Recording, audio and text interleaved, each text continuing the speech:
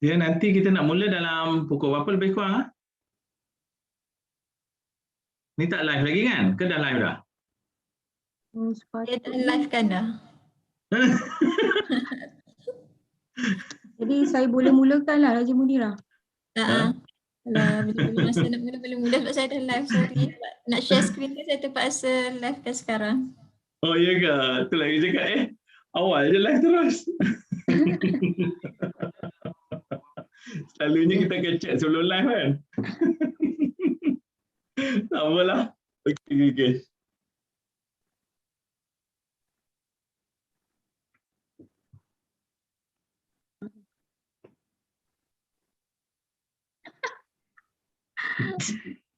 Tak, ni saya apa ni? Saya bagi dekat Celpad lah Ustaz. Buat santai-santai je lah. Itulah kita mulakan ya. Okey. Jom. Bismillahirrahmanirrahim.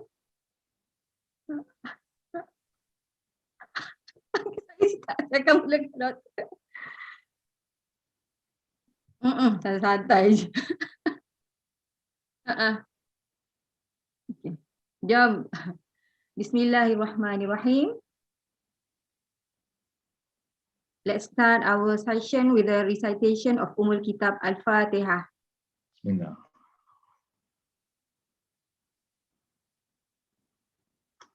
Saya minta maaf, suara saya macam bergaul.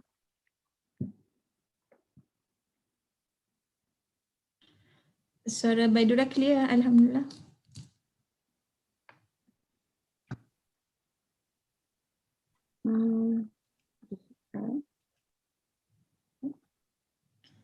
Hoster ni boleh stop sharing dulu kot. Okay.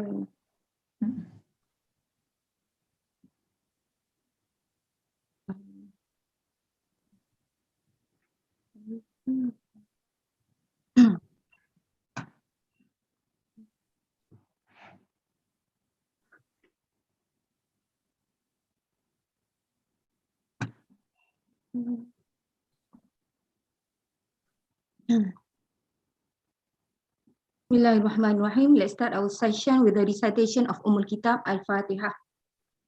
Bismillahirrahmanirrahim. Alhamdulillahirabbil alamin.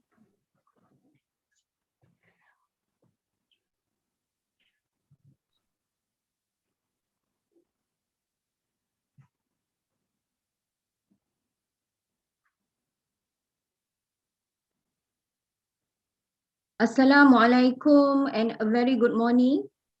Welcome to the 10th series of webinars organized by Celpad. I am Siti Baidura binti Kasiran, lecturer of Bahasa Melayu Division Celpad. It gives me great pleasure to present to you Assistant Professor Dr. Syamsul Bahrin bin Abdul Hamid, Head of Micro-Credential Unit, Office of the Deputy Rector, Academy and Internationalisation.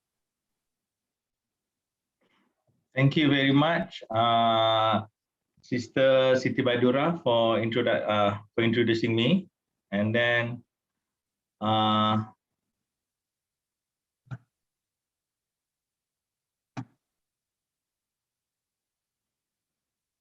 saya minta maaf, saya rasa macam soalan macam ada bertindan, betul ke? Bertindan apa? Tak ada bertindan Baidura. Okay, clear. Doctors, I would like to introduce Doctor to our webinars participants. Okay. Yes. Baik. Dr. Syamsul Bahrin pursued his bachelor's degree in electromechanical power engineering in UK. Upon graduation, he started his career as a process engineer at Texas Instruments in Kuala Lumpur in 1997. His major responsibility is optimization of the process and improvement of equipment within the Texas Instrument radio identification system processes. In 2000, his responsibility was changed to manage the manufacturing processes within the same area. Seeing IT application to be booming in 2004, Dr. Syamsul Bahrin pursued his Master in System Engineering with Information Technology Application. However, upon completion of his Master, his career path changed to academics, which landed him in International Islamic University Malaysia as a lecturer in 2007. After 2 years of lecturing, he pursued his PhD and later he attached as an assistant professor to the Department of Mechatronics Engineering.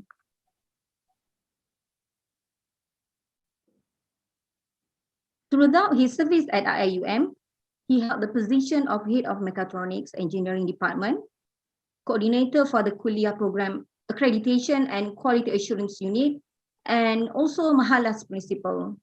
He is also actively involved as an internal auditor for ISO 9001 and MS 1900 Sharia-based quality management system for the university. Recently, he was appointed as the head of Micro-Credential unit. This new unit was officially established early 2021 as part of IIUM agenda to support Malaysia's vision of upskill and reskilling knowledge professionals and its citizens to improve the overall economy and lifestyle. Ladies and gentlemen, micro-credential may be a new term among us. Maybe some of us wonders the meaning of micro-credential, the relevance of micro-credential to language courses or skills courses, and etc. Therefore, we welcome questions from webinar participants. Your questions can be asked on YouTube channel or in the Zoom chat room, either in English, Bahasa Melayu, or even in Arabic. But of course, we require translation expertise from Quranic language lecturers. Your questions will be read during the Q&A session at the end of the talk at about 11 a.m. This talk will be in about 1 hour, and the next 30 minutes is the Q&A session. Ke Pekan Kuala membeli bingka, sayang pesanan terlupa sudah. Majlis bermula, tirai dibuka dengan alunan madah yang indah. Ladies and gentlemen, without further ado, I invite Assistant Professor Dr. Syamsul Bahrin bin Abdul Hamid, Head of Micro-Credential Unit, Office of the Deputy Rector Academy and Internationalisation, to give a talk on Micro-Credential for language and skills courses, how to generate income. Thank you. Dr. Thank you very much. Saya tak tahu kata Baidura nak bagi pantun, kata saya dah prepare satu untuk nak jawab. Selalunya masuk principal dulu, saya rajin jawab pantun setiap kali. Okay, thank you very much to everybody for inviting me to this micro-credential. So before we start on our slides, just put it in perspective for language. I did take one micro-credential from I think from Arab, from one of the Gulf nation, and so at least I have some idea on how they do the MC for the languages lah, I would say. So it is a self-paced, self-learned still. So it could be done for sure. I mean, at least for languages.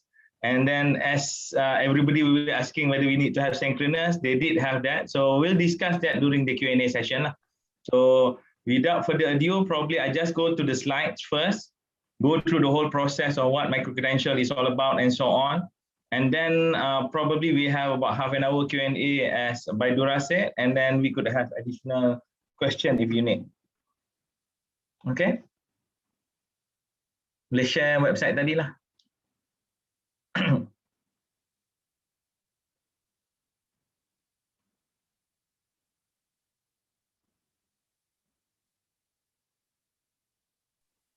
Ya, betul.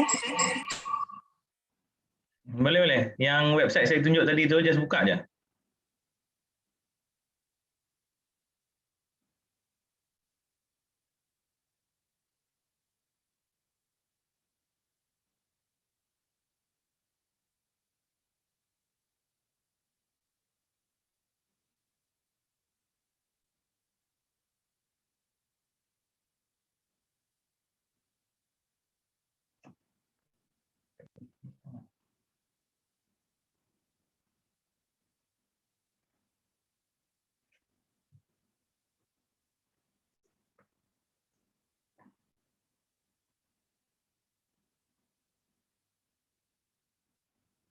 Okay, Assalamualaikum warahmatullahi wabarakatuh. So just go down to the presentation and just open up the presentation just now. Bawa, okay. So just probably depend lah. You want to make it larger, boleh lah larger sikit kot kalau orang nak nampak. Besar sangat. Okay.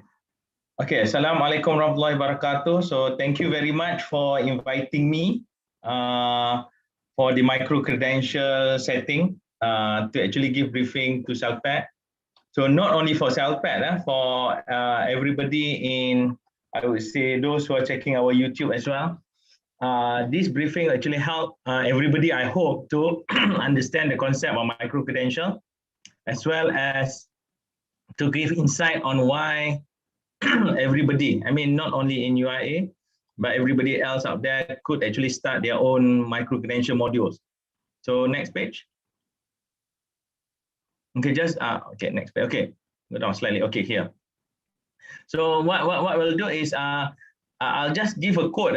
This is from LinkedIn. So 76% of professionals, which there was a way for employers, for their boss, to verify their skill, so that they stand out among other candidates. This is in a way whenever you want to get a promotion, whenever they want to tell their boss that they're doing something right, or whenever they want to tell somebody that they have a bigger advantage compared to the rest of the colleague, they were hoping that they have something that they could show off, that they could actually stand out, they could actually tell. Generally, this is where micro-credential comes in, where we could actually reskill or upskill ourselves based on whatever need of the company, whatever need of the industry, or whatever need of the organization that we are in. Next. Okay. So everybody is asking why we have this big orange in micro-credential. Because the idea of micro-credential is actually that small piece of orange peel, not the whole orange. Because if we imagine in a course that we take generally, is the whole module, the whole course is actually the orange itself. So it's about 140 credit hours, 160 credit hours, and so on. But what we are trying to actually give is not the whole module, the whole course of 120 credits, 130 hours, 160 hours. What we are trying to give is just something that is usable skill, immediate usable skill, I would say, immediate usable skill, that people could actually use, that the public could actually use, that whoever feels that your module is important could actually use. That's why in micro-credential, we are proposing, or we have the procedure that the minimum hours that you could design a micro-credential is 4, and the maximum hours is 40. So you could actually design the micro-credential generally from 4 hours to 40 hours. 4 hours mainly because of the HRDF requirement, and 40 hours is because we want to make it easy to calculate for those who want to do a 1 credit hour course. But then for 2 credit hour, 3 credit hour course, it needs to be at least slightly small, shrink down into a smaller course. So just next page.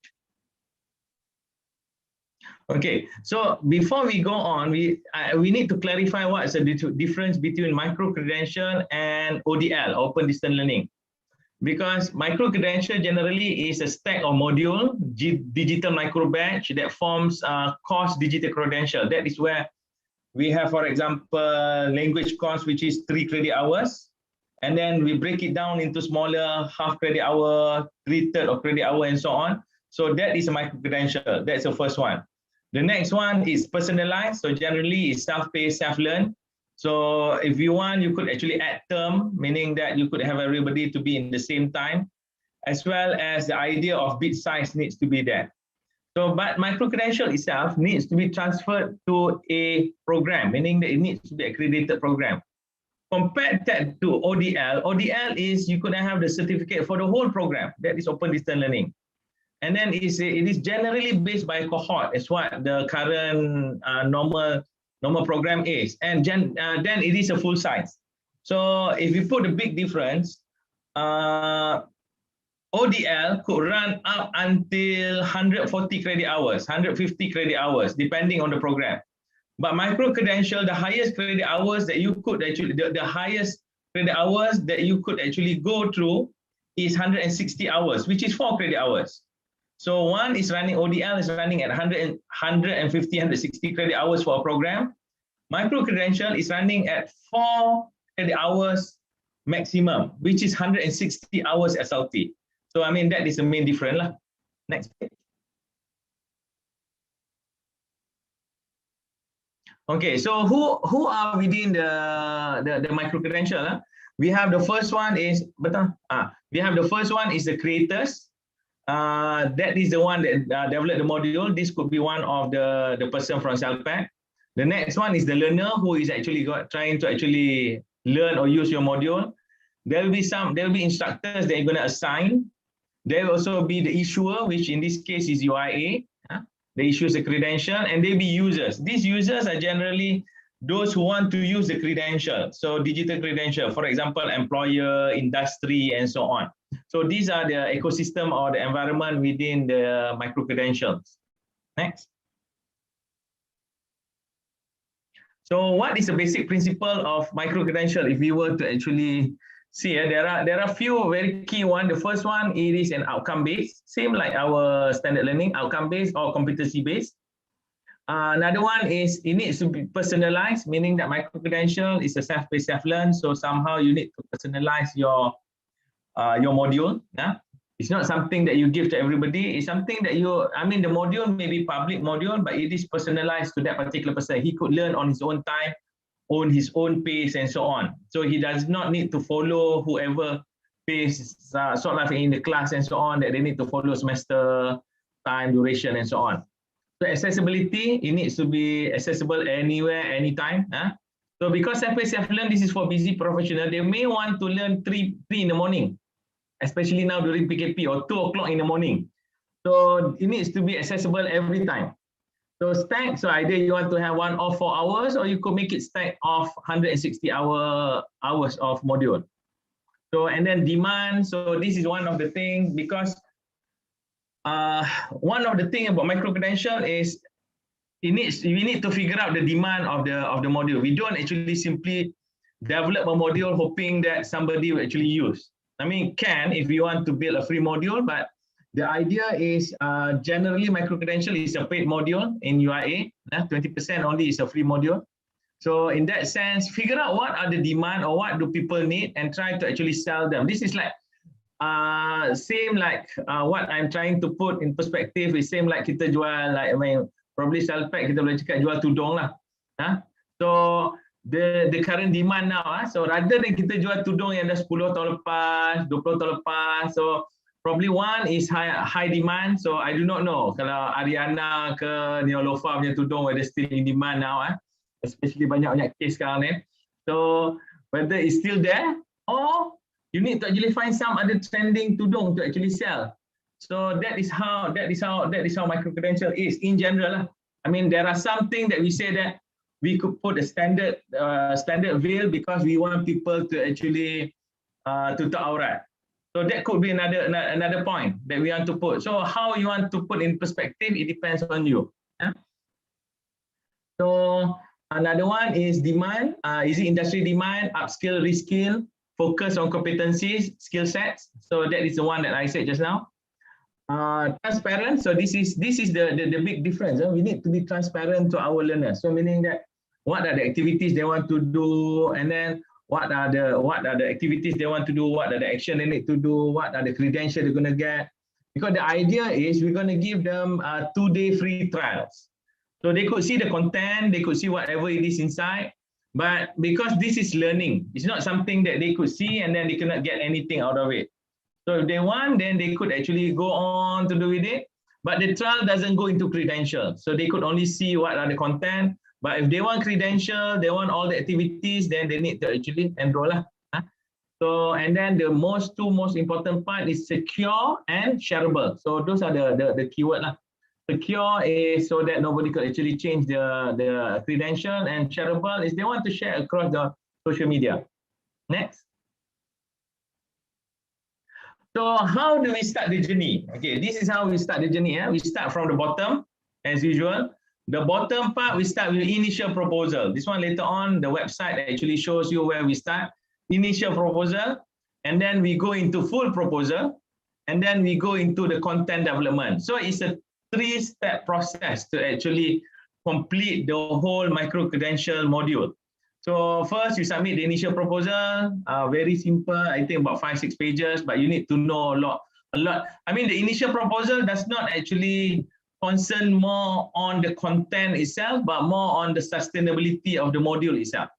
Because the content is only about 1 page. The rest is how many learners do you think, what's the fee that you're thinking, how do you want to make that thing sustainable, and so on. Those are more on thinking about who are your learners or who are going to be learning your module. I think that is much more concerned during the initial proposal, because once we know who they are, how much we are going to get, and so on, then you could actually build the full proposal with all the details on what activities and so on. Because the main idea why we have the 2-step process is we do not want to waste anybody's time, especially those who are trying to build a module, to see that those modules are not sustainable, or to see that those module doesn't actually generate them anything at all after a year. Because it's frustrating now. Because imagine that this one, as I was requested, this one, all this module, you are going to get the revenue sharing out of the fee. If you put it under personal, you are going to get the revenue sharing out of whatever fee it is. So later on, we're going to discuss on the revenue sharing out of the fee. So what happened is, imagine this is like you invest your time, 1 month, 2 months to build the module. And then after a year's period, tak ada orang register. So you spend that 2-3 months, nobody register, and you don't get even a single cent. But if you are good enough, we already have a very good thorough initial proposal, you know what are the demand and so on.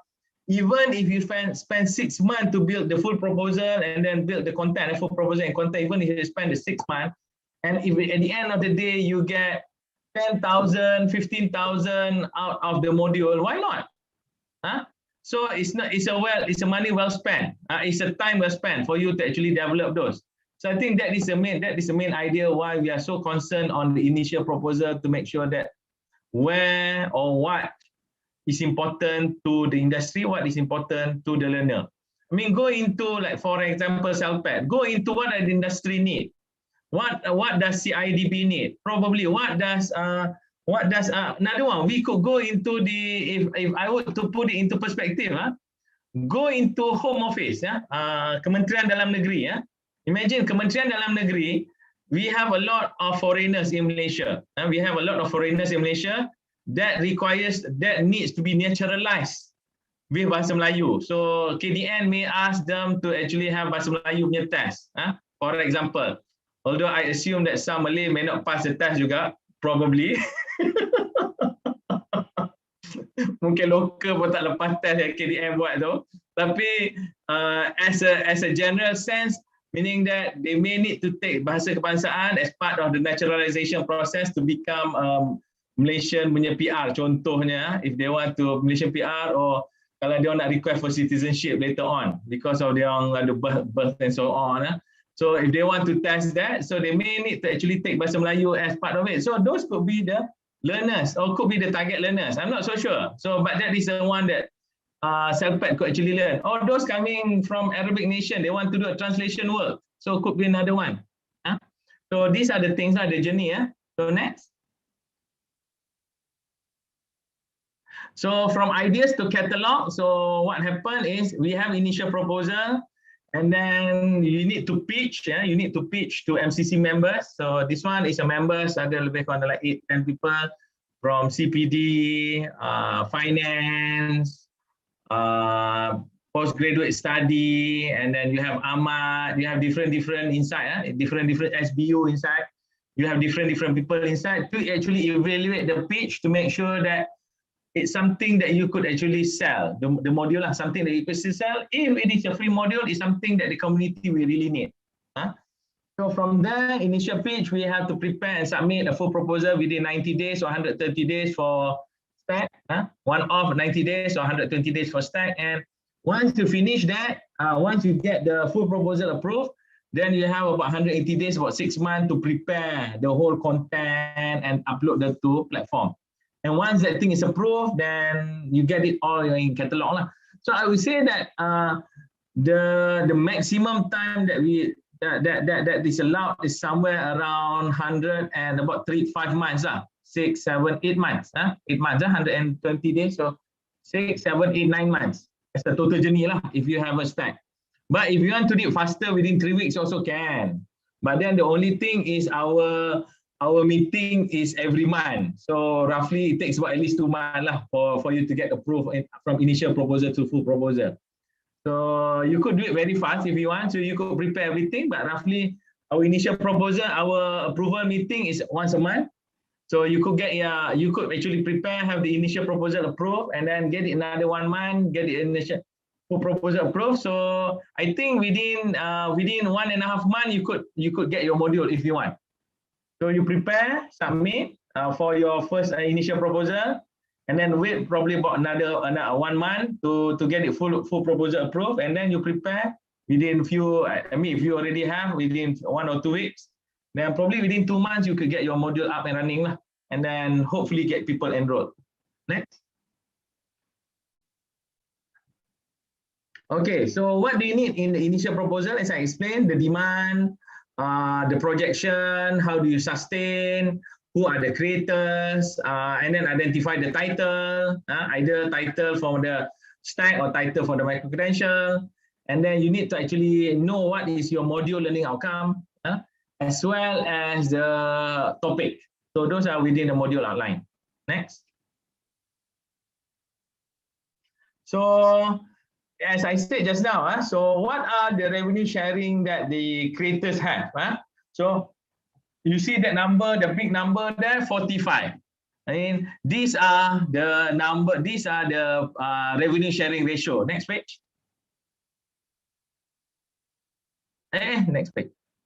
Previous. Kurang lagi? Ni. Oh, terskip pula benda paling penting.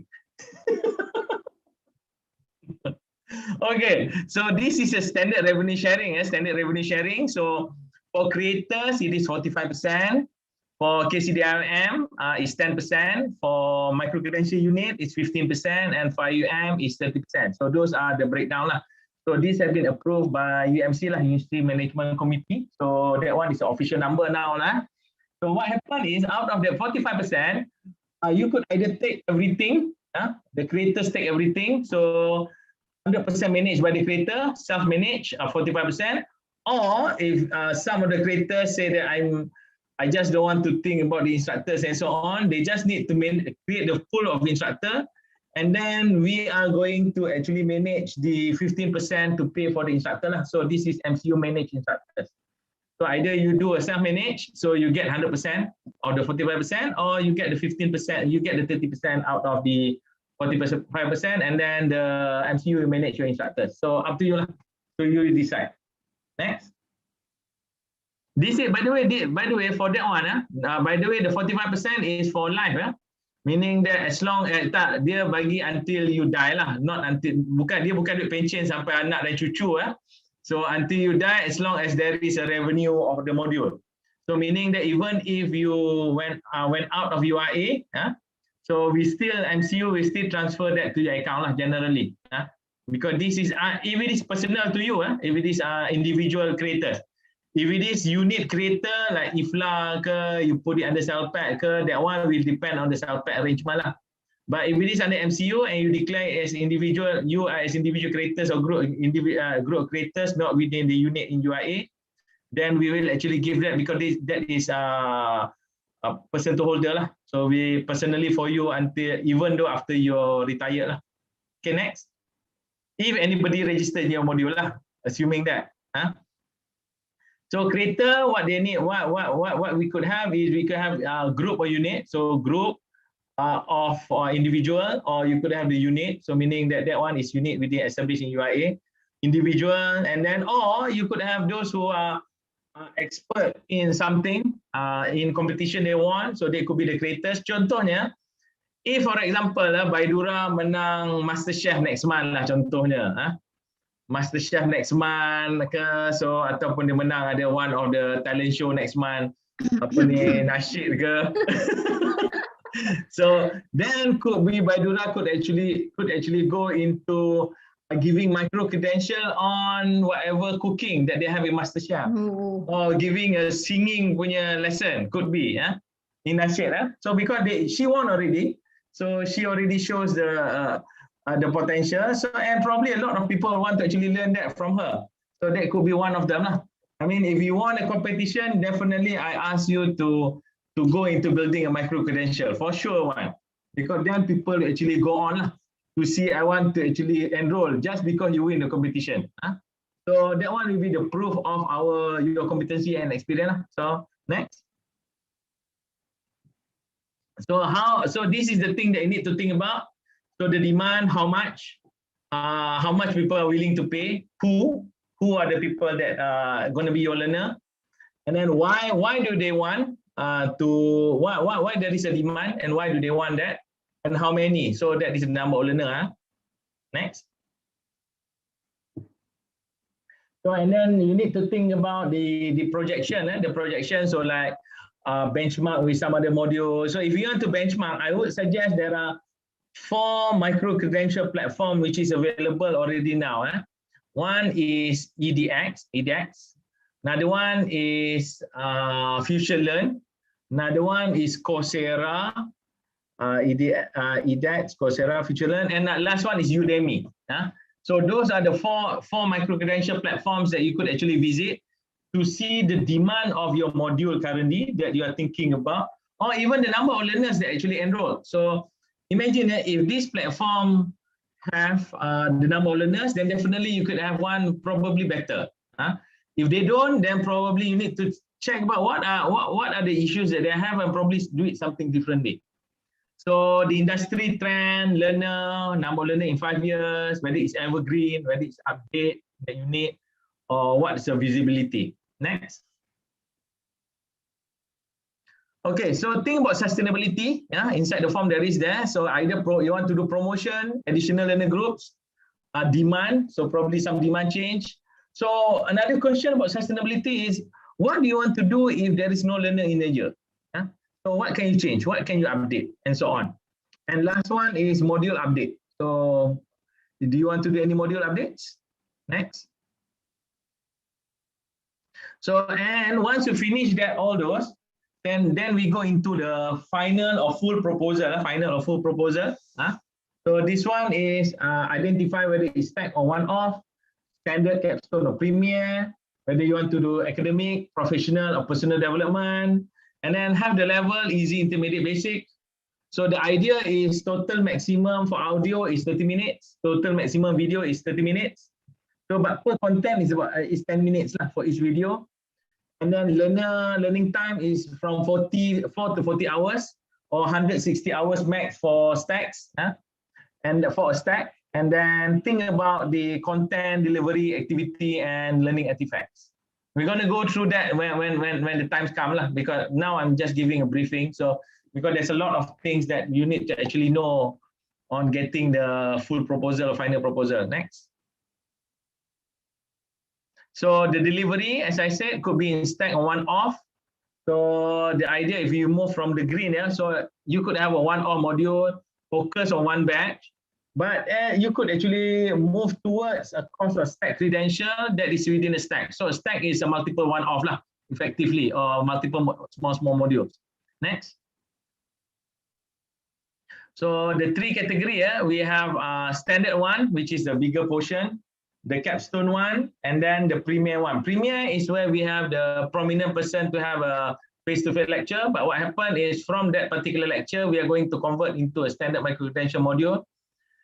Standard is purely online based, and capstone is a term based. For example, in Celpad, you may actually teach them individual courses, individual thing in content 1, content 2, module 1, module 2, module 3, and you feel that the last module need to be done in group.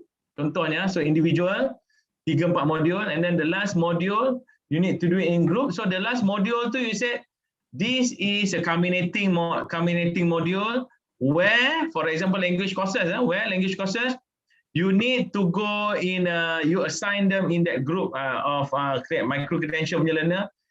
You need to actually go to the nearest, katakanlah dia orang area yang sama, you could actually find them area yang sama, or negara yang sama, area yang sama, better area yang sama lah kalau nak buat yang group ni.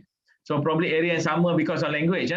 Area yang sama, so what happened is, you could ask them to go into pasar seni.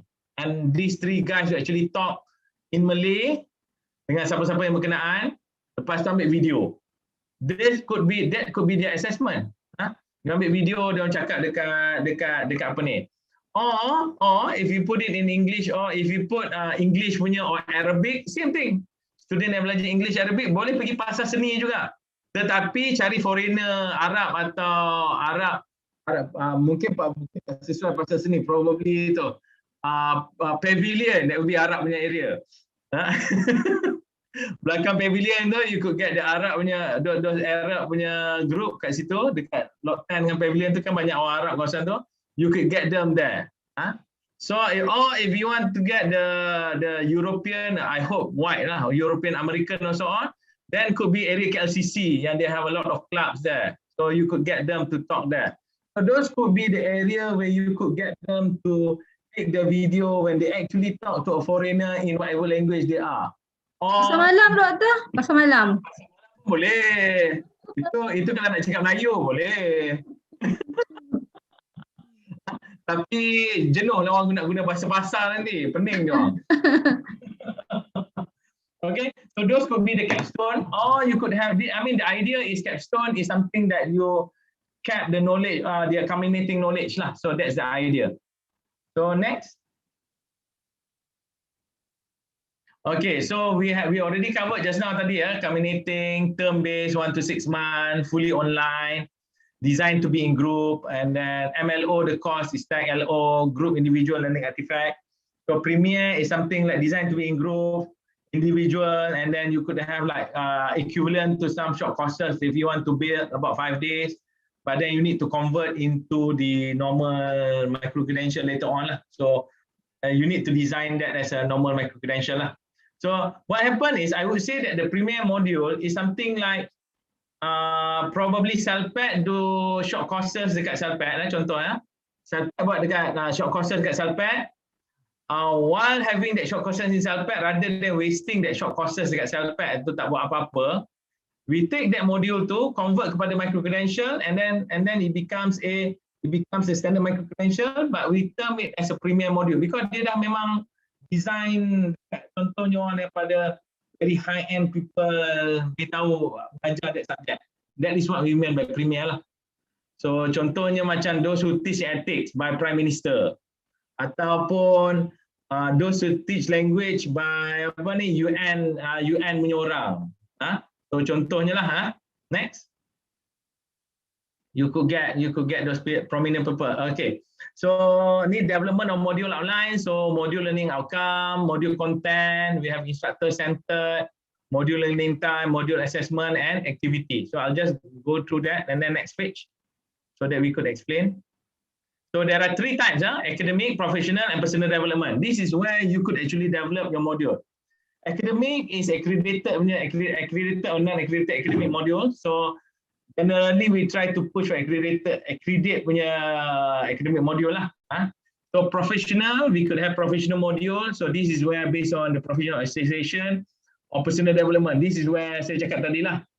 Cara menjahit tudung, cara menjahit, cara memasak, cara memancing, and all those things lah if you want to do. Or even if you want to do parenting. So for those who have 12 anak yang mana semua, contohnya yang sekarang ni dah nak pencen, ada 12 anak yang anak dia semua masuk, semua jadi tahfiz. Probably boleh cakap kata how to train children to be tahfiz. Because all 12 children ni semua tahfiz. Why not? So that could be a parenting punya module as well. So probably that one is one of them. Cakap kata saya memang bangun subuh pukul 4 and then explain those could be your module. And make sure anak hafal satu 12 of them. So could be. So next. So academic, professional tu mungkinlah professional under professional body of languages and so on lah. So academic module generally kita ada credit transfer, recognized prior learning, guna apel or accredited course for stack, and you need to identify the entry requirement lah. Next. So for module lah, kalau katakanlah benda tu professional module, I would really suggest, I cannot force you, but I really suggest you go into a professional module ni, go into professional body ataupun go into association and then try to actually work out with them on what are the best thing that they could actually offer, because sometimes you have the CPD point kan, professional point daripada professional body or association contohnya. So katakanlah macam ada tak, saya tak sure Celpad ada ke tak macam Association for Translator in Malaysia contohnya, katakanlah ada Persatuan Penterjemah Malaysia. Contohnya dia cakap kata Persatuan Penterjemah perlukan beberapa poin untuk nak memastikan dia sentiasa ada dalam persatuan tu ataupun dapat sijil tu atau maintain dia punya membership contohnya. So what happen is mungkin Persatuan Penterjemah ni memerlukan beberapa aktiviti yang you buat. So you could actually create one module so that activity is part of the module. So in that case, anybody want to make sure that they have 10 professional point, contohnya they could take that module, consider 10 professional point lah for that particular translation punya association lah. So same like macam engineering, same like macam ada lah. So mana-mana we could actually work with a station, we could work with the professional body to make sure that our module, once they taken, is part of their professional development point. So every year, if they want to take, they could take every year lah the same module. Apa masalahnya? Be faster kan? Even if you go like for example, even engineering pun, you need to take the same thing. But next year you ambil the same module pun, you still take the same module but for a refresher. So you could take this one, take again next year, another 10 point, take again next 10 point, and so on lah. Next page. So definition, we have content, delivery, activity, and artifacts. So we have content is type of content. So module could be breakdown into smaller sub-content, delivery, this is the instructor oriented. Video, audio, activity, this is where the for language is a bit critical, you need to think out of the box. Because learner activity oriented could be forum, case study, telephone, call with instructor, chat, and so on. But imagine if you have this activity, it is going to be a bit tough for language if you were to actually do a one-to-one mapping with learner. Meaning that katakanlah you have 100 learner and you are the instructor. I'm not so sure how you plan to actually take half an hour, because imagine dalam slot tu you need to actually create 100 slot for your learner. For if you have one instructor, 100 learner, 100 slot for the learner, 1 hour each, for example. So how are you going to manage that? You are going to be a full-time module instructor, tak buat benda lain dah. So you need to think about in a way that this activity the student could do on their own. Meaning that it could be they listen on their own, or they could actually check dia orang punya voice punya boleh tengok sama ada bacaan dia orang betul. Sama ada you propose dia orang ada guna app tertentu atau teknik-teknik tertentu. So this could be some of the idea lah. So and then probably at the end or once a month dia orang boleh check dia orang punya suara kebunyi tu. But the rest of the learning process in the activity need to be self-paced, self-learn. As much as possible lah. Meaning that some repetition, yang kena ulang benda tu 10 kali ke, or the activity is listen to the video 10 times on pronouncing ke, something like that lah. So you need to actually design the activity in such a way that is repetitive to our learner lah. And the idea is because it's in like iTaklim, Micro-Credential platform is in iTaklim, you could actually check how many times the learner actually open up the video or how many times the learner view the video. So kalau dia view the video sekali and then dia pergi dengan you punya conversation, they went into your, say, one of the activity is a weekly conversation. So for half an hour, you just tell them, I saw that you only opened up the video once. So please review the video at least 20 times before you come on the next meeting. Next meeting. So that dia listen dah 20 kali baru nak datang jumpa. Kalau tak tengok video sekali, datang jumpa dia, it's a waste of your time and his time lah. So that could be one of them lah. You could check the video time, how many times they review the video, how many times they repeat the video and so on. So the artifact is the learner's artifact, any form of digital submission. So this one scan document, video, audio, URL link and so on. Next page. So key ideas.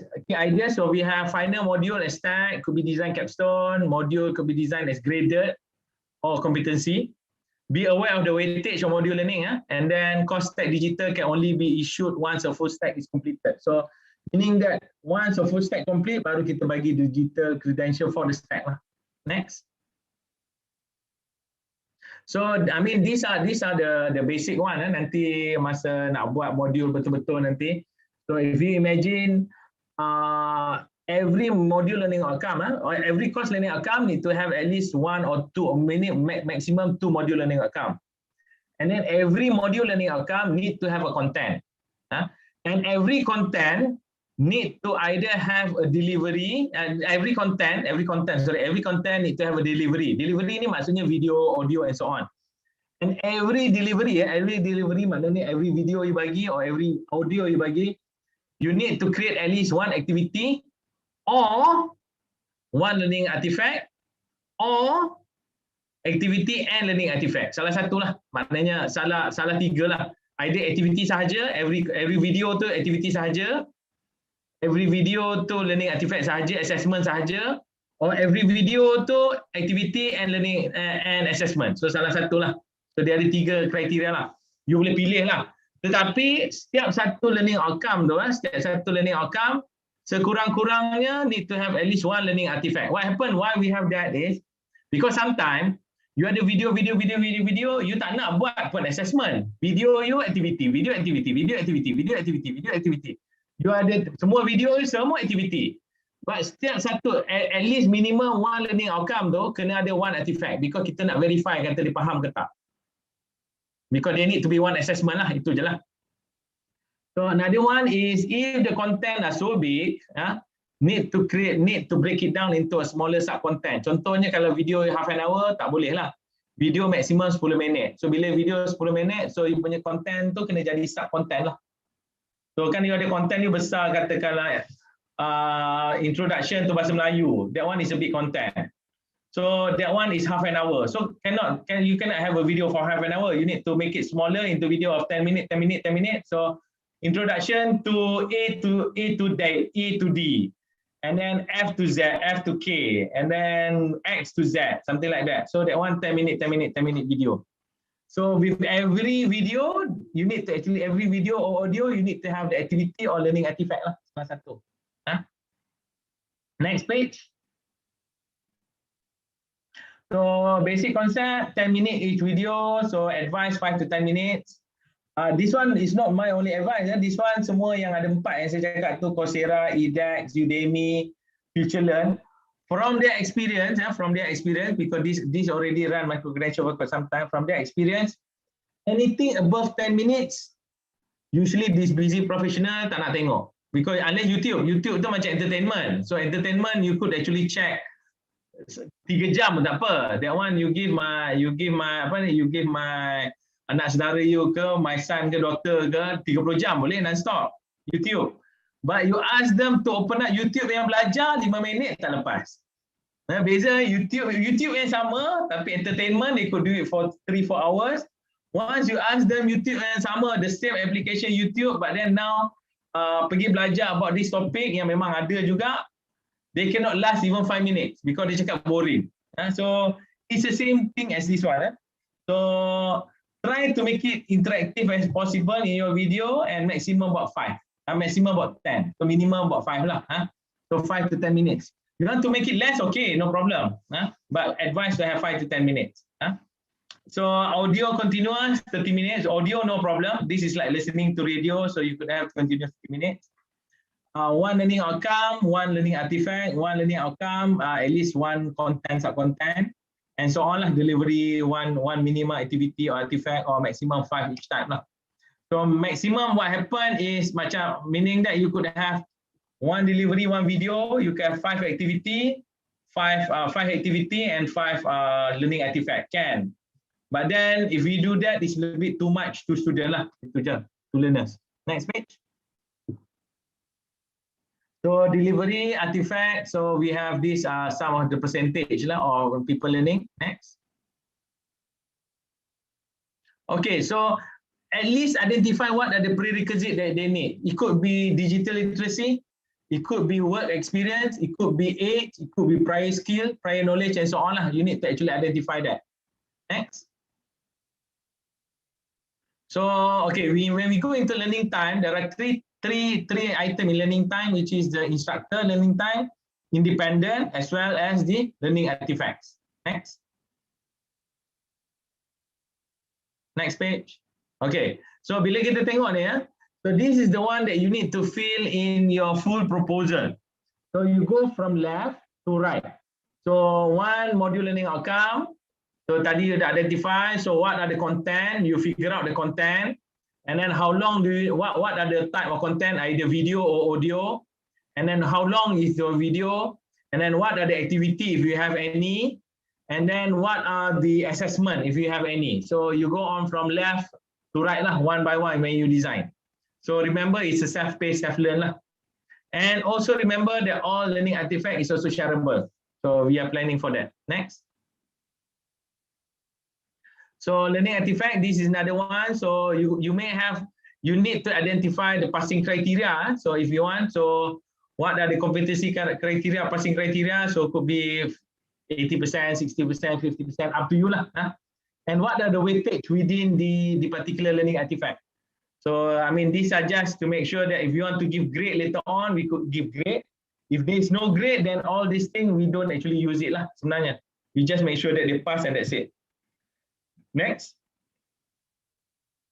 So the learning time, so this one, they are the instructor, as we said, they are the video, audio, 25 minutes, 10 minutes. So all the micro-credential are in minutes, by the way, because maximum is 160 hours. So we calculate everything in minutes. So that because in video 10 minutes, 10 minutes, 10 minutes, if you do it hours, then it will be like 0.1, 0.05. So it's difficult to calculate.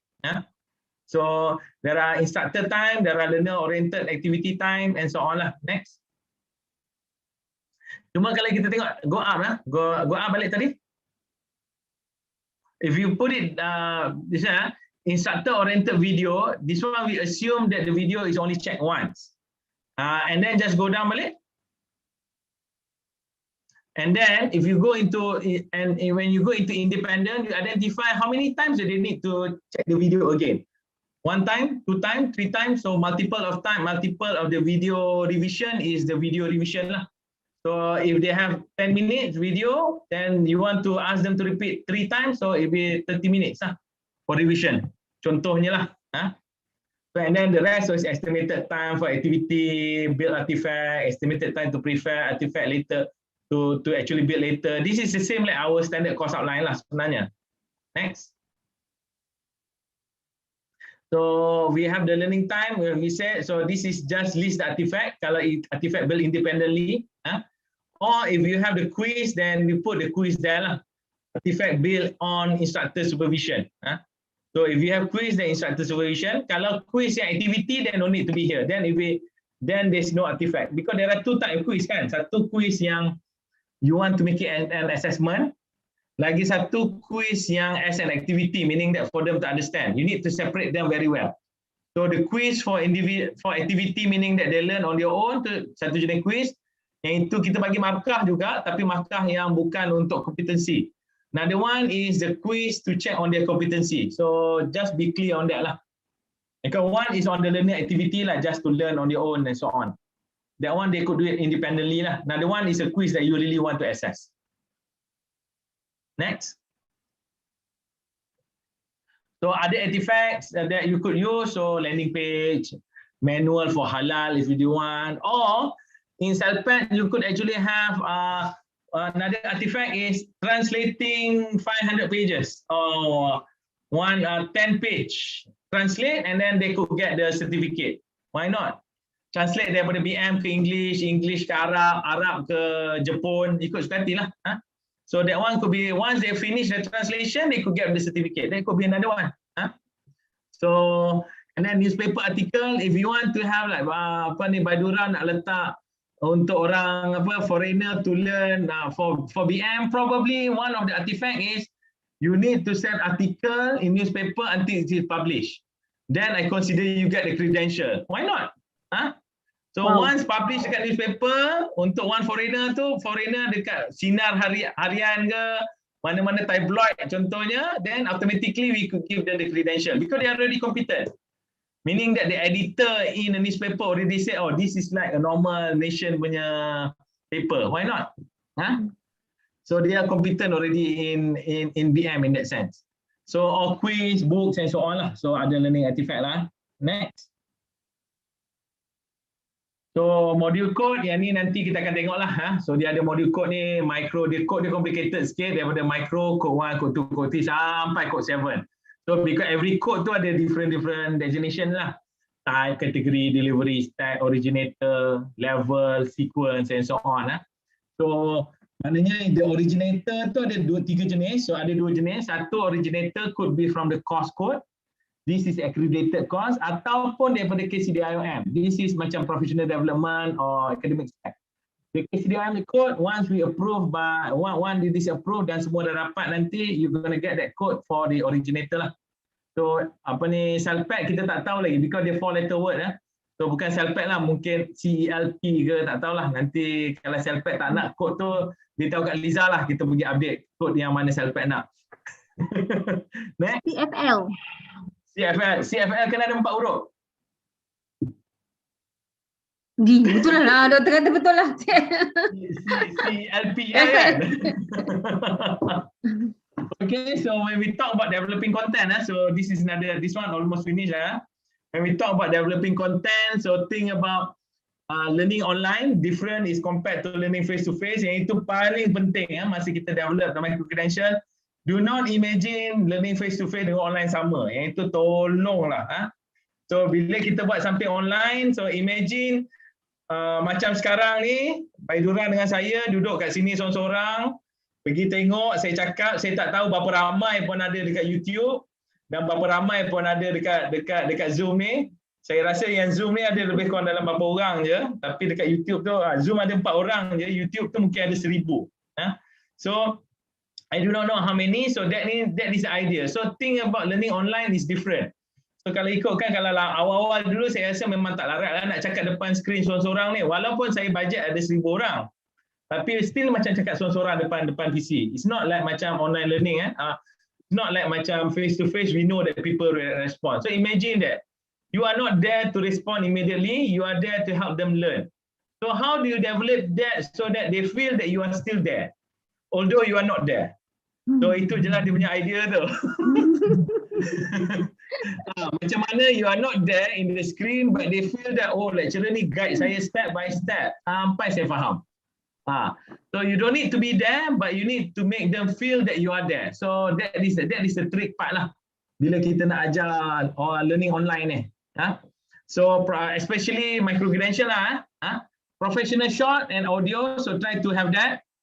Imagine you are the learner in the content artifact. Is it enough? Is it enough for them to actually do the artifact? So maksudnya activity video, is it enough for them to do the artifact? So dry run, so this one masa developing content nanti kita akan dry run dengan you punya klik lah. Dry run dengan klik and probably benchmark with others. Next page. So action plan. Tepat sampai pukul 11 action plan. Action dia ialah plan, so identify curriculum instructional, follow micro-credential method yang kita bagi, create suitable content and then check whether the curriculum content and match and then redo kalau perlu. Next. And lastly, tepat-tepat pukul 11:01 sebagaimana bahasa dah budget timing macam biasa kan. Thank you for listening. So the idea is we start the initial proposal. So I'll ask everybody dalam YouTube, termasuk Baidura and probably Raja, siapa yang berkenaan. let's do it now, the initial proposal. So the next meeting tu ialah somewhere end of this month. So let's do it now for initial proposal. And then we could do the full proposal later after you get the initial proposal, and then get the module content out and running, and then we could go into catalog. Next. So this is just the idea of what credential is lah. So digital badge, credential, genuine, and altered for life. And last page, last but not least, Q&A. So that one you have my email and my phone number. So this is what we call capstone, module 1, 2, 3, 4, and then kita tutup dengan dia punya cap lah. So that's why we call it capstone, cap dekat dia punya mental tu. So you have module 1, 2, 3, 4 and cap in the mental. So that's it, that's the end of my briefing. Thank you very much. So with that, I pass back to the moderator. If there's no question, then probably we just open up the website for very fast one. So before I pass the moderator, boleh buka website saya tak? Just nak bagi tahu kat semua.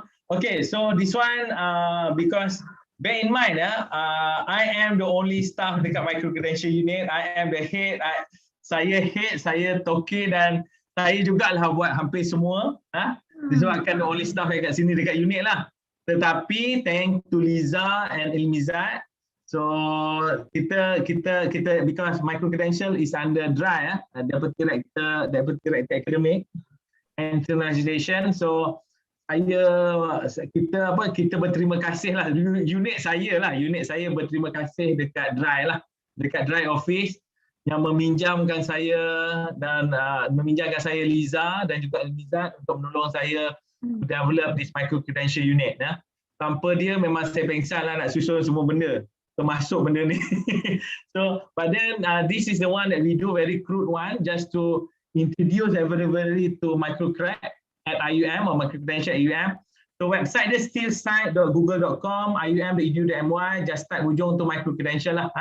So what happened is all the information that you need on MicroCredential is here.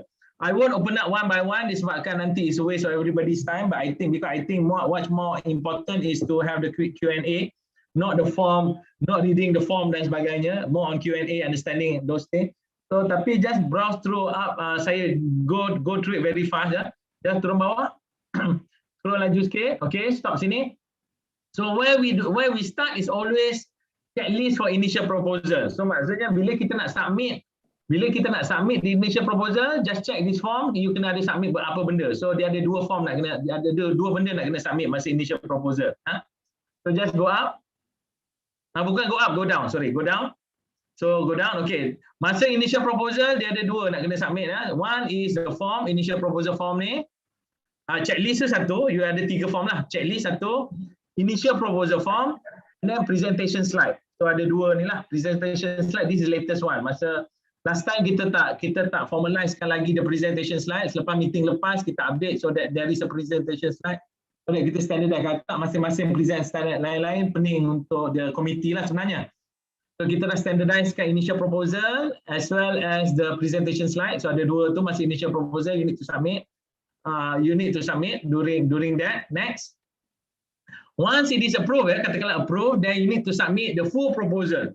So full proposal tu, if you do want to do one off, so you actually identify checklist for one off. Kalau stack untuk professional, stack yang checklist yang ni. Kalau stack untuk academic, guna stack yang ni. This is checklist. With the checklist, you identify the proper form lah yang you nak kena submit. Go down. With the checklist, go down, you ada proper form yang nak kena submit. So you submit lah form ni yang berkenaan. So pilihlah form berdasarkan checklist tu. Just go down. So once you already approve, get the approve for the full proposal, then you could actually develop the Micro-Credential. Just download this checklist and follow the checklist apa nak kena develop dalam platform. Itu je. So just follow the checklist. Dari checklist adalah nak check nak kena ada landing page, ada apa, blurb apa dan sebagainya. Just go through the guide for your activity and that's it. That's the end of your Micro-Credential. Just go down. Ini kalau kita nak buat ada collaboration dengan orang luar, just go through it lah. Some ada collaboration atau non-standard revenue sharing kalau ada dengan external party, just go there. And then go up, pergi dekat proposal status. Thank you very much. Pergi dekat proposal status.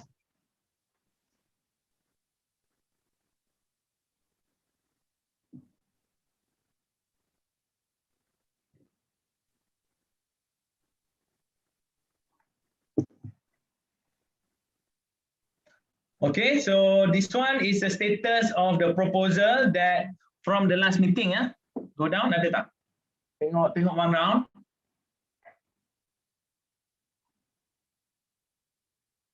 Boleh? Tak ada? Wait, Tak Doktor. ada. Okay. Dah. So ada ni ya. So yang ni nanti boleh tengok lah. Once after the meeting, give me dalam few days. I mean, we get the decision during the meeting, tapi give me, and you know already during the meeting sebenarnya kalau you buat initial proposal.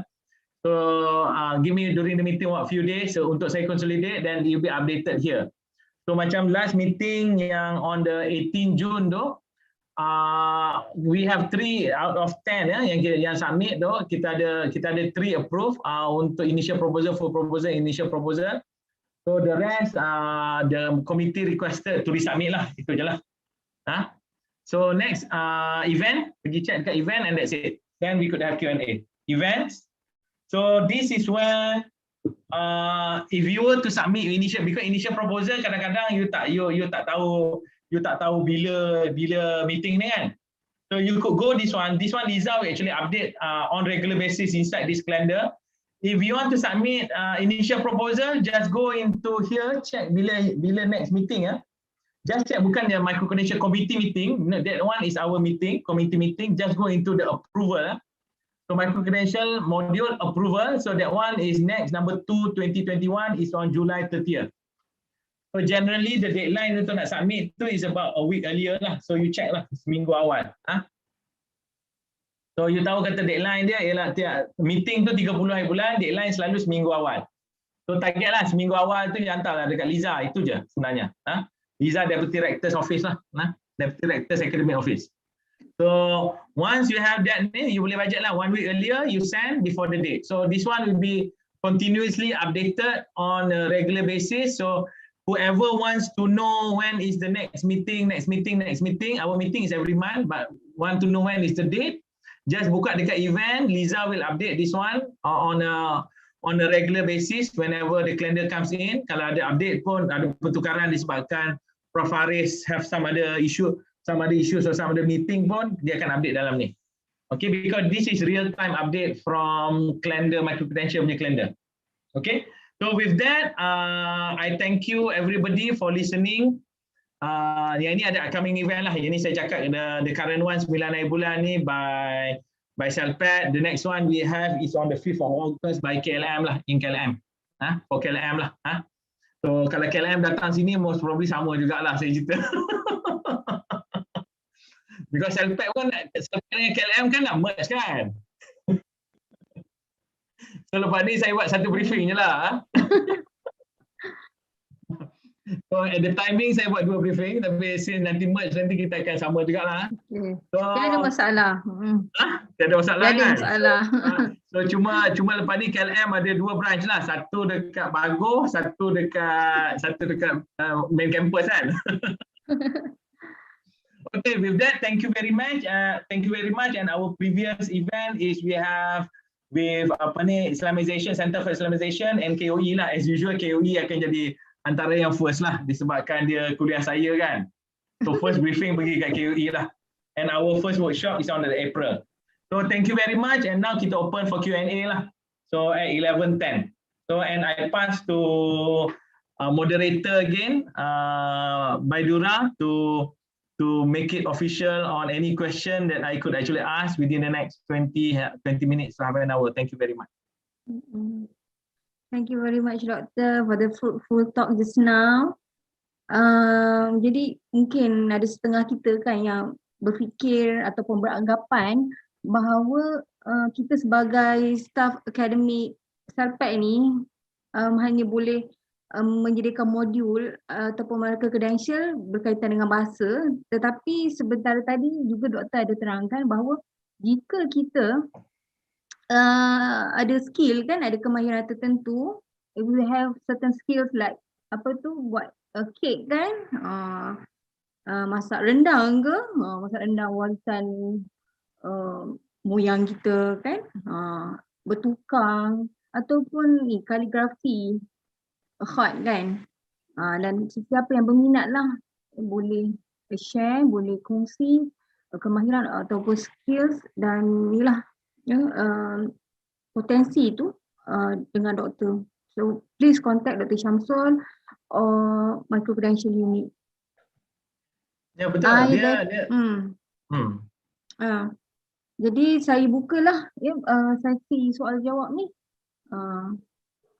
So betul, terima kasih Baidura. Betul, contohnya macam Celpad, saya rasa siapa yang ada skill kaligrafi skill kaligrafi untuk bahasa Arab ataupun ada contohnya daripada Celpad, mungkin yang ini bukan bahagian bahasa tapi mungkin bahagian bacaan laju, speed reading. Contohnya teknik-teknik membaca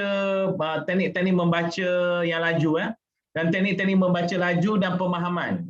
Itu mungkin bukan bahagian bahasa tapi teknik membaca yang laju dan sambil masa faham. So itu mungkin boleh jadi salah satu modul yang kita boleh letak juga. Jika kita tak ajar bahasa tapi kita belajar teknik membaca supaya kita boleh baca dengan laju.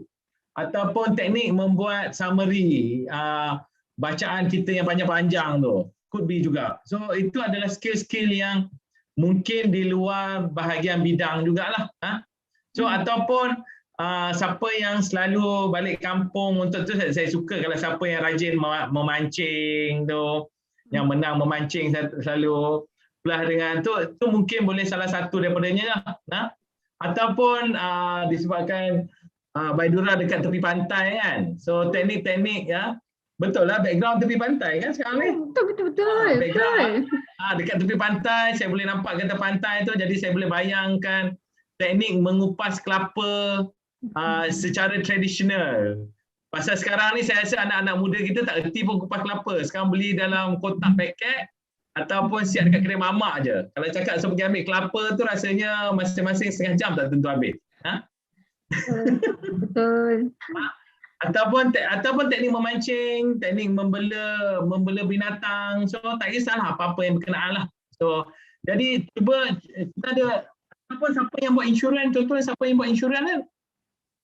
Siapa yang join insurans ataupun perumahan tu, so mungkin dia boleh ajar teknik-teknik yang berkenaan tu dalam micro-credential. Teknik menjual insurans yang efektif. Contohnya dia cakap kata teknik menjual insurans efektif sambil bekerja. Mungkin juga. So boleh jadi satu daripadanya lah. So ada pelbagai-bagai bidang lah yang kita boleh masuk. So saya just buka kepada soalan apa-apa Q&A atau soalan dan jawapan lah daripada semua. InsyaAllah. Setakat ni di YouTube belum ada lagi soalan yang ini semua ucapan daripada rakan sekerja kita. Jadi doktor mungkin doktor boleh kongsikan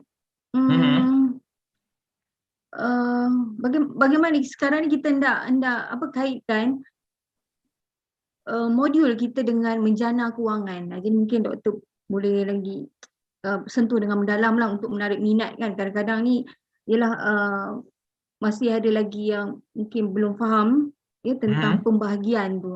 Tadi doktor kata kalau dia nak ambil boleh semua kan, ataupun dia boleh kongsikan dengan kawan-kawan. Okey, terima kasih Baidura.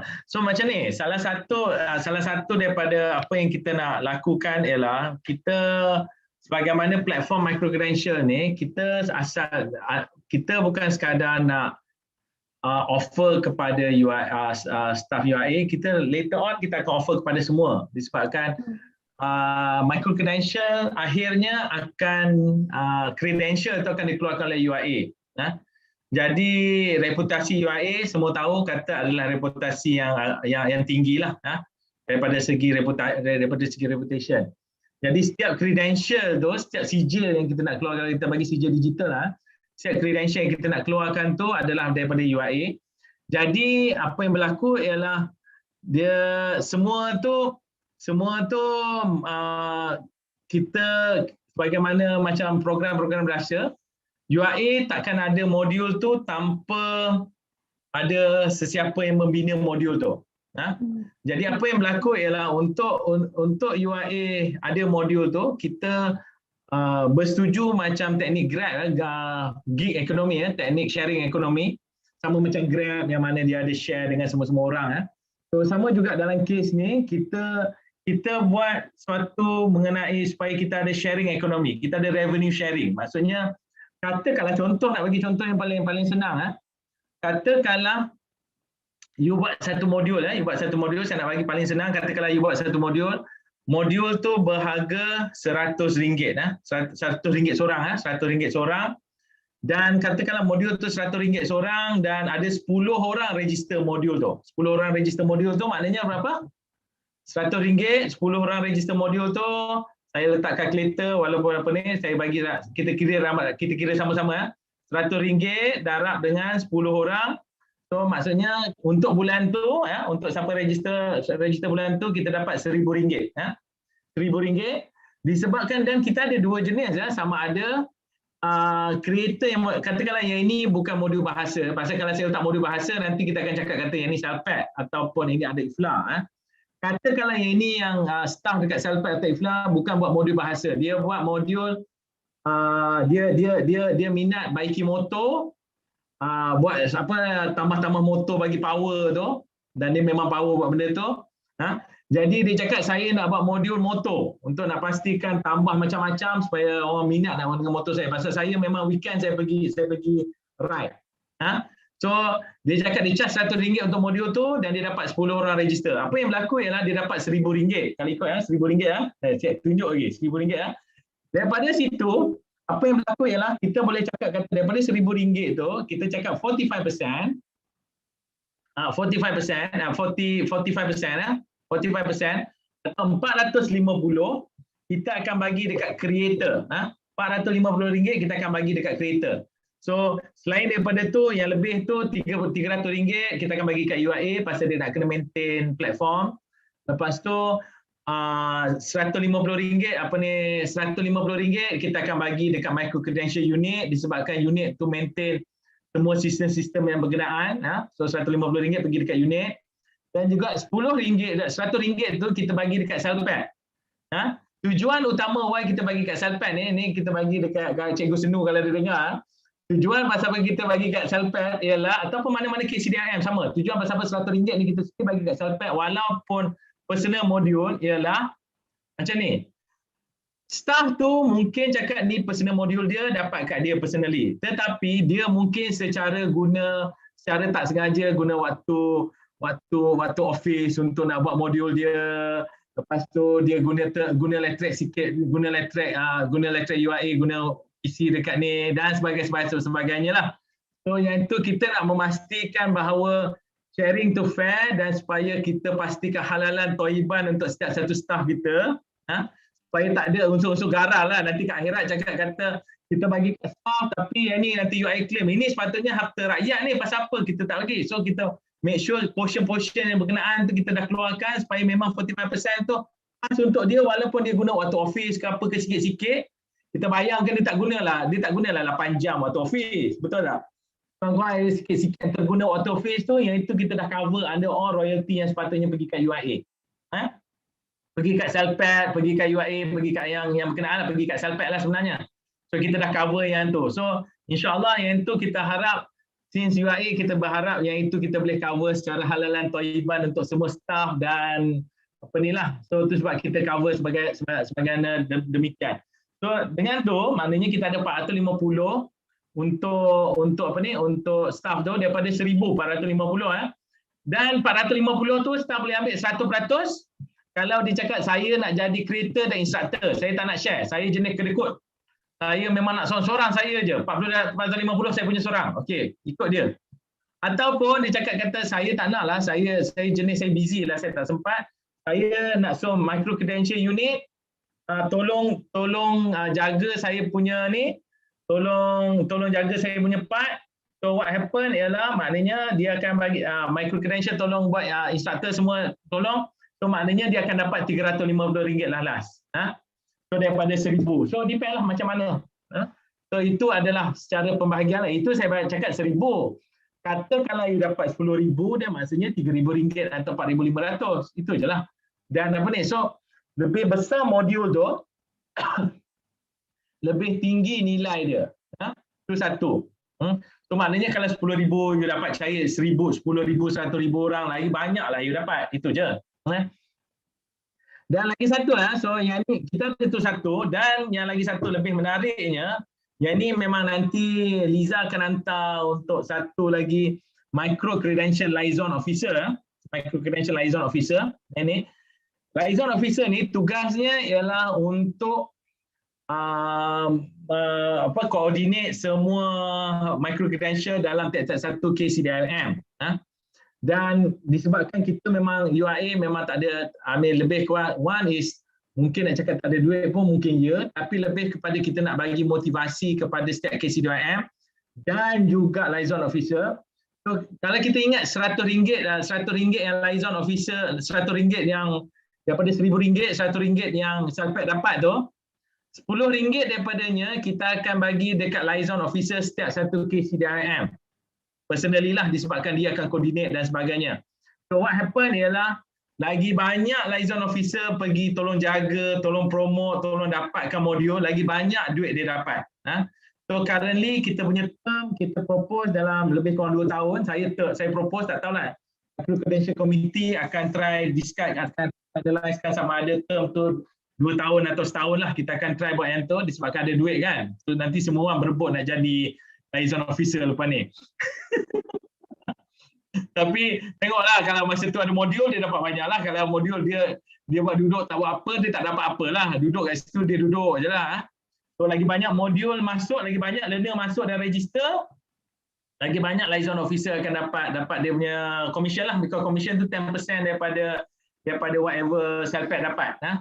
So kalau daripada 100 dia dapat RM10, tak banyak. Tapi kalau dia ada 1000 modul, banyaklah dia dapat. Itu je. So itu adalah dua revenue sharing teknik yang kita bagilah. Satu daripada liaison officer punya teknik, maksudnya iaitu kita akan dapatkan satu liaison officer dekat Celpad. Lagi satu ialah kita akan dapat modul creator lah. Dan kalau modul creator ni share 5 orang, share 5 orang 350, so 350 bagi 5 lah. Itu je lah. Dan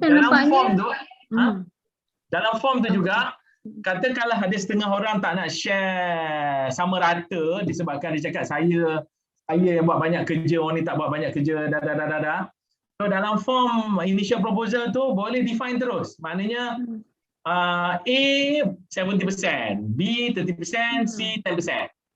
So pasal A buat macam-macam, B buat sikit-sikit, D buat sikit-sikit. So you boleh define terus dia punya revenue sharing tu. Tak ada masalah. Jadi saya ini sangat menarik dari segi pembahagian rezeki lah ya. Betul. Pada ni. Jadi saya rasa memang telah dipikirkan dengan begitu terperinci. Jadi Dr. sebenarnya ada soalan daripada peserta staf-staf di YouTube ni, antaranya Dr. Liza, Dr. Rusnani, pengarah Celpad, dan juga Dr. Sabaria. Jadi soalan daripada Dr. Liza binti Abdullah, may I know how many micro-credential courses have been produced by IUM? Okay, so yang itu boleh klik dekat proposal status tu.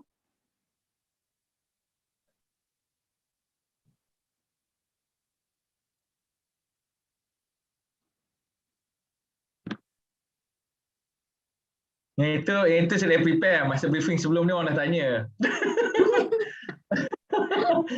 Okay. So for Dr. Rosdani kan Dr. Liza tadi? Dr. Liza. Okay. For Dr. Liza's information, there are no micro-credential have been offered yet in UIA. Currently, all micro-credential are under proposal stage, which you could see from there. Introduction to integrated and sustainable urban farming have been approved as a full proposal as of 18 June. So now INSAF, which is from INHAT, is currently developing the module. So that one is one. Another one is Islamization in practice is only have already been approved as an initial proposal. So meaning that the next month they will submit for the full proposal for it to develop the content lah. So for easy answer, 0 micro-credential developed yet at the moment, all in proposal stage. One proposal already approved for full proposal to develop content, another one is still waiting for full proposal. The rest is for resubmission lah. Okay. Baik, soalan kedua Doktor daripada Dr. Rusnani. Dr. Syamsul, selalunya satu modul berapa lama? Okay, so that one is a good question. Thank you very much. Satu modul minimum 4 jam. Total modul kita estimated learning time ialah 4 jam. Maknanya this one kita why kita letak 4 jam ialah requirement daripada Human Resource Development Center, HRDF, Human Resource Development Fund. HRDF memerlukan training minimum 4 jam kalau ada siapa-siapa nak claim HRDF Fund. So yang ni tujuan kita ialah supaya kalau ada orang public yang dia nak guna bahasa ni disebabkan ada keperluan, so dia boleh claim daripada HRDF Fund. So kita pastikan dia minimum 4 jam lah. So 4 jam supaya HRDF Fund boleh claim. Dan maksimum per modul ialah 40 jam. Jadi doktor kursus kemahiran katalah kan kursus tadi doktor sebut tentang teknik itu semua pun memang minimum 4 jam. Minimum 4 jam, ya betul. Ya betul. Dan soalan seterusnya daripada Ustazah Sabaria, Dr. Sabaria, Dr. Syamsul, untuk satu team the best berapa orang untuk prepare proposal? Okey, yang ni saya tak boleh nak jawab berapa orang kerana dia berdasarkan kalau tengok initial proposal tu salah satu requirement dia ialah berdasarkan expertise seseorang, expertise kumpulan, expertise modul yang diperlukan dan sebagainya. Minimum kalau you boleh buat seorang. Kalau you rasa you perlu kawan 2 orang, you boleh buat 2 orang. Tapi kalau you rasa nak ramai-ramai, boleh buat ramai-ramai. I mean, ni sebagai individual creator lah. Boleh buat ramai-ramai, tapi macam saya cakap disebabkan kalau creator lagi ramai, lagi banyak lah you kena share you punya revenue tu, itu je. Tapi tapi kalau benda tu you buat under IFLA ataupun you buat under Celpad, lagi ramai lagi menarik. Itu je saya boleh cakap. Ya, because kalau under IFLA atau Celpad disebabkan duit tu masuk dekat IFLA atau Celpad, so get 10, 20 people if you want. Tapi kalau you buat tu personal, contohnya memasak, boleh you nak dapatkan 20 orang, tapi dok nak dapatkan 10 orang. Tapi kalau you daripada 300 bagi 10, seorang RM30 je nanti. So itu adalah satu benda yang you kena fikirlah. Jadi saya tak boleh nak cakap kata berapa minimum, berapa maksimum, dia berdasarkan situasi. Jadi soalan doktor tadi berhubung ni lah jawapan doktor daripada Dr. Rusnani Kasim. Dr. Rusnani tanya, 4 hours minimum tu at one go atau boleh pecah-pecah 2 jam, 2 jam? Tak. Yang ini what happen ialah dia one module 4 jam. So one module 4 jam tu apa maknanya ialah bila satu student nak ambil tu, kita assume katakanlah dia nak guna modul tu, student belajar continuously 4 jam. Student ni saya beritahu senario. Bila kita cakap 4 jam tu, maknanya student tu kalau dia nak, dia cakap saya start pukul katakanlah pukul 3 pagi, pukul 2, 3, 4, 5, 6. Dia start pukul 2, dia boleh habiskan modul tu by pukul 6 petang. Kalau dia nak buat continuous. Itu maklum 4 jam tu. Tetapi because micro-credential adalah self-paced, self-learn, 4 jam tu lah estimated time. 4 jam tu boleh jadi setahun kalau dia belajar 5 minit satu hari, 5 minit sebulan. Jadi kita faham, 4 jam yang saya maksudkan tu ialah 4 jam continuous learning. Maksudnya dia masuk, dia start pukul 2, dia belajar sampai dapat credential pukul 6. Submit credential pukul 6. Itu 4 jam yang maksud saya. Tapi kalau dia cakap kata saya nak belajar 5 minit sehari, kiralah 5 minit bahagi 5 minit. 5 minit seminggu, you bagilah 4 jam bahagi 5 minit tu berapa lama diperlukan. Jadi doktor, ada lagi soalan ni daripada Amirul Hakim Jalil ni, pengajar muda bahasa Melayu ni. Doktor, initial proposal kena melalui division atau terus ke pejabat doktor micro-credential unit? Okey. Buat masa ini boleh terus ke pejabat micro-credential unit, maksudnya boleh terus email kepada Liza. Buat masa ini ya. Nanti bila kita dah appoint micro-credential liaison officer untuk setiap satu KCDIOM ya, dan mereka telah melalui briefing dan training untuk micro-credential dengan secara jelas. Lepas ni semua micro-credential proposal akan dipas kepada micro-credential liaison officer. Buat masa ini ya, sehingga diberitahu kelak semua permohonan akan dihantar ke result di Deputy Rector's Academic Deputy Rector's Office of Deputy Rector Academic dan Internationalisation. Buat masa ini sehingga masa yang diberitahu kelak lah. Baik. Kemudian ada soalan daripada Puan Zira Ramli. Ini Puan Zira ni pensyarah bahasa Inggeris tetapi memang sangat berkebolehan dalam membuat kuih lah kan. Jadi dalam pembuatan kuih. Jadi soalannya ialah making kuih kuaci boleh doktor? Boleh. Apa-apa kuih pun boleh. Saya boleh cakap kata apa-apa kuih pun boleh. Dia idea ialah kita boleh buat modul apa modul under the sun. Saya boleh cakap under the sun tapi saya kena letak caveat satu lah. Tapi kalau boleh make sure dia syariah compliant. Itu sahajalah. Nanti kan saya cakap kata anything under the sun, nanti teknik yang tertentu ke apa ke. So saya tak nak lah nanti orang cakap kata Syamsul cakap semua boleh. So apa-apa under the sun boleh, cuma pastikan dia syariah compliant. Itu sahaja disebabkan kita ada UIA. Itu je lah. So selagi kalau kita fikir benda tu syariah compliant, apa-apa saja boleh. Jadi maksudnya kita boleh buat dalam masa 4 jam tu, sebab minimum 4 jam kan, kita boleh buat kuih koci, kuih apa tu?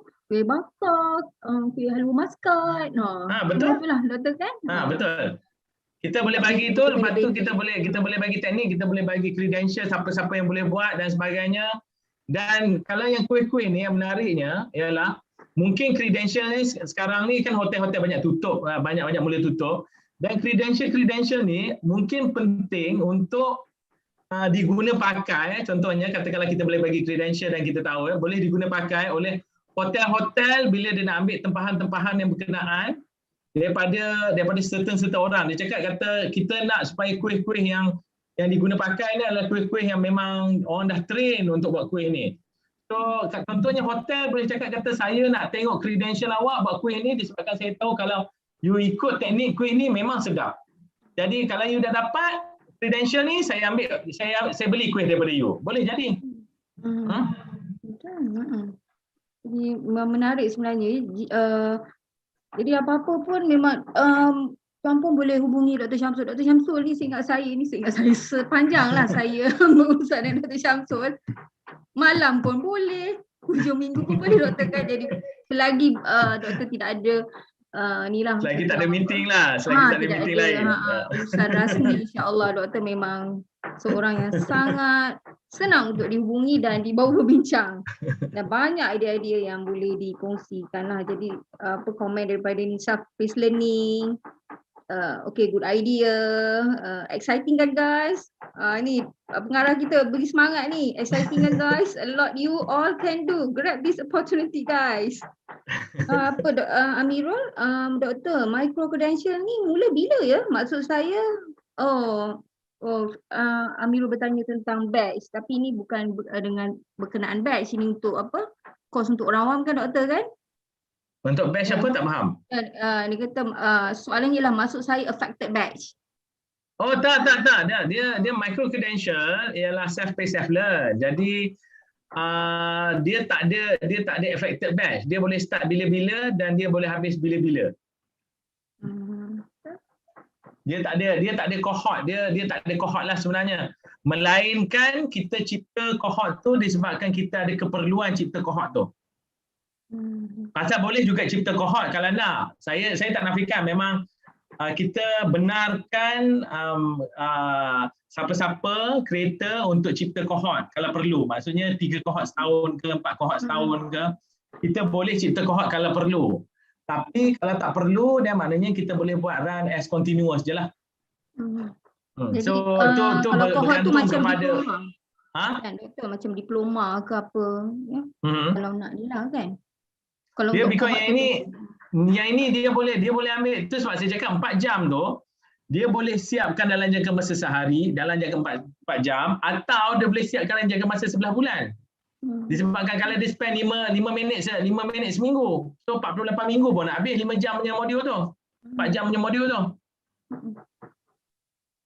Jadi sebenarnya untuk pengajar Celpad lah, kalau license officer tu, kalau maksudnya kursus yang melibatkan bahasa, license officernya di Celpad lah kan, ataupun IFLA.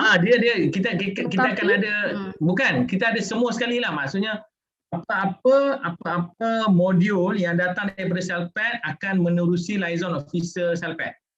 Kalau kursus kata pengajar nak buat itulah tadi, macam sama juga di Celpad, walaupun itu kursus skill. Walaupun itu kursus skill. Tujuan utama dia macam ni, disebabkan kita nak memastikan bukan sekadar kursus tu sahaja akan dicek oleh liaison officer, konten tu sekali. Maksudnya liaison officer akan tengok video dia akan tengok teknik dia akan tolong apa-apa yang berkenaan untuk nak build dan sebagainya. Disebabkan Micro-Credential unit akan train semua liaison officer untuk memastikan liaison officer mempunyai keupayaan untuk menolong setiap satu KCDIM mereka masing-masing. Sama ada nak buat kursus, sama ada nak buat modul official Celpad atau modul personal. Itu pasal at the end of the day, walaupun kita cakap kata liaison officer tu cakap nak buat official sahaja, tapi liaison officer tu dia diberi commission untuk semua jenis modul. Dan Celpad pun diberi commission, diberi revenue sharing untuk semua jenis modul. Okey. Itu lebih faham lah kan. Menarik tu. Satu jawatan lain ni.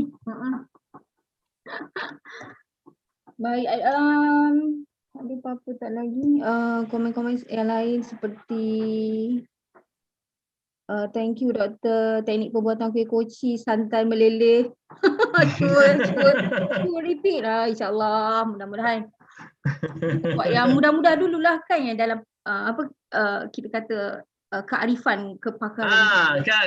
Itu saya setuju. Saya setuju dengan Baidura. Cuba buat something pasal apa yang saya boleh suggest kat semua. Benda paling mudah kita boleh buat ialah Micro-Credential 4 jam one off. Itu paling mudah. Maksudnya Micro-Credential 4 jam one off professional atau personal development. Itu pasal bila masuk bahagian akademik ni nanti nak kena ada dengan course outline, nak kena ada manage macam sikit lah. Dan nanti KCA Dr. Lihana akan lebih kritikal untuk disebabkan benda tu akademik modul. Tapi kalau macam bukan akademik modul, maknanya kita kena pastikan benda tu kualiti yang sepatutnya, disebabkan kita akan bagi UIA punya credential, UIA akan issue, tapi tak sekritikal akademik modul disebabkan itu under MQA, under professional body dan sebagainya lah. So itu bezanya lah. So maksudnya untuk yang akademik modul ni kita memang agak strict, tapi yang non-akademik modul ni kita kena pastikan ianya kita menjaga reputation UIA, itu lebih penting lah. Pasal yang ni nanti kalau ada masalah, kita kena berhadapan dengan MQA, berhadapan dengan professional body dan sebagainya lah. So itu sebab saya tak nafikan kenapa macam Dr. Lihana, Ahmad, CPD dan sebagainya lebih kritikal kalau benda tu kena mengena dengan akademik modul lah. Disebabkan perlu dibawa ke Senate dan sebagainya. Betul. Setuju. Ya, jadi maksudnya kita perlu mengambil kira, ya, walaupun itu kepakaran kita, itu minat kita, tetapi mesti juga yang patuh syariah dan menjaga reputasi dan image universiti yang betul. Universiti kita lah. Jadi jika tidak kita tak nak lah nanti orang datang cakap kata UIA buat modul macam ni, terkejut nanti semua. Betul. Jadi saya rasa kita pun sebenarnya sudah melepasi 11 minit daripada masa yang telah ditetapkan. Doktor ada apa-apa? Doktor nak tambah apa pesanan? Tak ada. Saya ni memang sesi soal jawab. So kalau ada apa-apa soalan saya akan cuba jawab dan saya cuba akan bagi penerangan sebaik mungkin lah, insya-Allah. Jadi Ni komen daripada Dr. Siti Zubaida, takkan nak balut bakuteh koci kan Dr. Syamsul. Ya, betul. Ni kita kata patung syariah dan menjaga reputasi. Baiklah. Tapi bakuteh boleh bagi bakuteh halal. Yang tu kita boleh ajar. InsyaAllah. Saya pun yelah sekarang ni kan semuanya bakuteh ni kan masih lagi belum status halal. Jadi boleh. Kita boleh minta pada Inhad lah kan doktor kan? Betul. Baik, saya rasa inilah soalan kita tidak ada lagi soalan, jadi saya ucapkan banyak terima kasih lah ya. Ladies and gentlemen, we are at the end of the webinar. I would like to express my sincere thanks to Dr. Syamsul Bahrin and the webinar participants for taking your precious time to participate in this webinar. Memang sangat-sangat kita soal jawab yang menggalakkan dan semuanya bagus-bagus belaka lah. So may we all benefit. May we all benefit. Doktor nak sebut apa-apa ke? Tak, harap lagi banyak modul daripada Celpad lah kita dapat lepas ni. Amin. Mudah-mudahan hari Jumaat ni hari yang berbarokah untuk mengorak langkah. May we all benefit and be able to put into practice the knowledge again and the benefit for for ourselves, the society and the university. Ni saya nak berpantun biasa-biasa je lah ya. Banyak keluk ke penarik, keluk tumbuh, pohon kuini, nan elok baulah balik, nan tak elok tinggallah di sini. Bunga dedap di atas para, anak dusun pasang pelita. Kalau tersilap tutur bicara, jemari disusun, maaf dipinta. Jadi saya minta maaf tadi, saya ada dalam pengacaan awal tadi sebab saya kena saya ada melakukan kesilapan ni tuan-tuan, sebab apa saya kata suara saya bergema ke apa ke, saya terlupa kerana apa saya membuka pelantar Zoom dan juga YouTube serentak di komputer riba. Jadi bergaung-gaung tu saya kata kenapa apa masalah ni. Ya Allah, kan itulah dia kena belajar IT lebih sikit. Jadi we end this webinar with a recitation of tasbih kafarah dan surah An-Nas.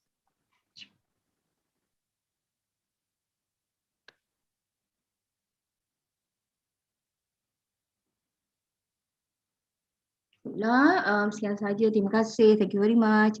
Okay, thank you. Terima kasih semua. Terima kasih doktor. Terima kasih semua. Terima kasih semua. Terima kasih yang dengar. Kita tunggu Munira. Okay, saya dah endkan YouTube live. Yang ni pun kita boleh end lah.